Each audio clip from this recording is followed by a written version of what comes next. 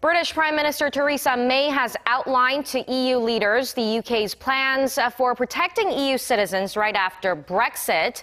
With more on this and other news around the world, we turn to our Noaram. Aram, the Prime Minister was speaking at the EU summit for the first since her Conservative Party lost a majority in Parliament. And Brexit talks already got off to a rocky start this week, with the UK making big concessions. What is she proposing?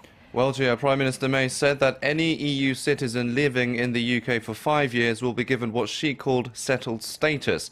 This would give some 3 million people rights to stay in Britain and entitle them to benefits such as education and healthcare after the UK leaves the EU bloc. But she called for a fair deal, saying that this proposal would only be adopted if the same rights were given to UK citizens in other EU states. The Prime Minister said she did not want anyone to have to leave because of Brexit or to split up families. However, she did not reveal an exact cut-off date after which new arrivals are no longer guaranteed the status. Those coming to the UK after the yet-to-be-set deadline, but before the Brexit date of March 2019, would have to what is likely be a 2-year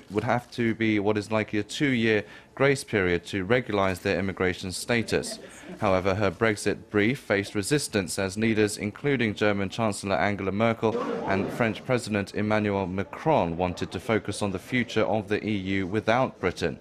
The EU leaders launched an ambitious defence plan, agreeing a multi-billion-euro weapons fund, sharing finances for battle groups and allowing a coalition of the willing to conduct more missions abroad. European Council President Donald Tusk also announced that European sanctions against Russia over its interference in Ukraine are set to be extended for another 6 months.